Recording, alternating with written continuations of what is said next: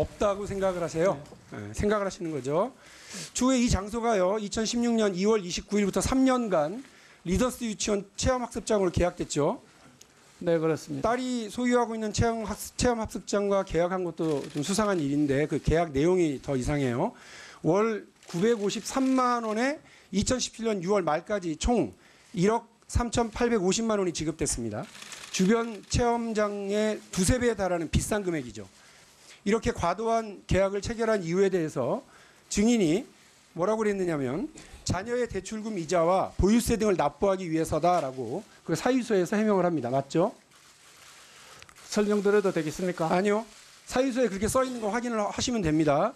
그렇다면 그 해명대로라면 이는 교육 목적 외에 사용한 것이라는 것을 시인하신 거예요. 자녀의 대출금 이자와 세금 납부가 교육 목적은 아니잖아요. 자, 계속할게요. 증인은 리더스 유치원의 교재 교구 납품에 부정한 거래에 관여한 바가 있으십니까? 의원님 앞에 부분에 대해서 설명드려도 부정한 되겠습니까? 거래에 관여한 바가 있으세요? 대답하세요. 네? 리더스 유치원 교재 교구 납품 부정한 거래에 관여한 바가 있으세요? 없으세요? 지금 그 건도 수사 중인 사항이라 대답하기 곤란합니다. 그러면 제가 확인할게요. 화면에 나온 자료 보세요. 증인의 집 주소와 소재지가 동일한 업체가 3억 2,188만 원. 증인 소유의 오피스텔에 소재지를 두고 있는 업체가 5억 7,973만 원. 그리고 1,924만 원.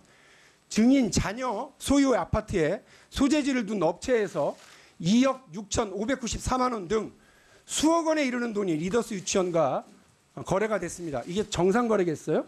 수사? 당연히 받아야죠. 어떻게 이런 업체들이 하나같이 증인의 집 주소, 증인의 오피스텔 주소, 혹은 자녀 소유의 아파트 주소와 똑같을 수가 있겠어요? 우리 국민들이 참 신기하게 생각하실 겁니다. 증인이 자녀에게 불법적으로 증여를 한 정황도 드러났고 유치원과 교재고구 납품업체와의 불법 거래 여부도 의심받고 있는 상황입니다. 저는 이 문제가 증인도 지금 얘기하신 것처럼 구체적인 수사를 통해서 진실을 밝혀야 할 거고요. 검찰 수사 결과에 따라서는 오늘 증인의 신문에서 거짓 증언이 있으면 국회법에 따라서 고발될 겁니다. 그것도 알고 계시면 되겠습니다. 증인 2014년 10월에 학교 설립 인가 신청서 냈죠? 네, 그렇습니다. 예, 여기에 이제 구비 서류들이 있어요. 증인은 그 유치원을 설립하기 위해서 많은 금액을 투자했다고 이야기를 합니다.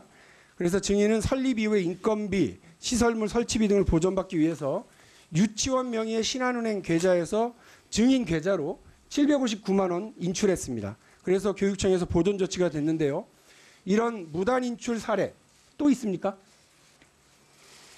대답 드리겠습니다. 또 있어요? 이 건 없어요. 같은 경우는 저희가 또 있어요? 없어요?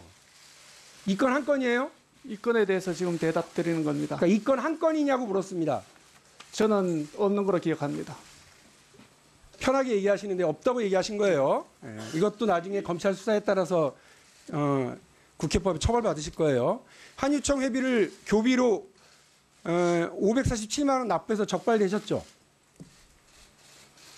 그것도 맞잖아요. 이미 저 도장까지 찍으셨던데. 건축물 무단 증축해서 적발됐고 건축하고 나서 이를 원상복구하는데도 1억 2천만 원 넘는 돈을 허비했습니다. 당연히 교비로 부적절한 집행을 해서 적발됐고요. 그런데 증인은 이건 잘못으로 인정 안 하시죠? 잘해보려고 했다가 손실난 경영상의 손실이다 이렇게 생각하시는 거죠? 네, 그렇습니다. 네. 이렇게 리더스 유치원은 경기도 교육청 감사를 통해서 8건의 비위 사실이 적발됐어요. 그리고 이로 인해서 3억 8,815만 원의 보존 조치를 받았습니다. 그런데 증인은 경기도 교육감을 고발했죠. 유아교육포럼 회장으로 재직하면서 이덕선의 98명의 명의로 소송을 제기를 했더라고요. 근데 이후에 보면 유아정책 포럼 회원 98명 전원이 소를 취하해요. 이건 증인이 소속 회원 동의도 없이 명의를 도용해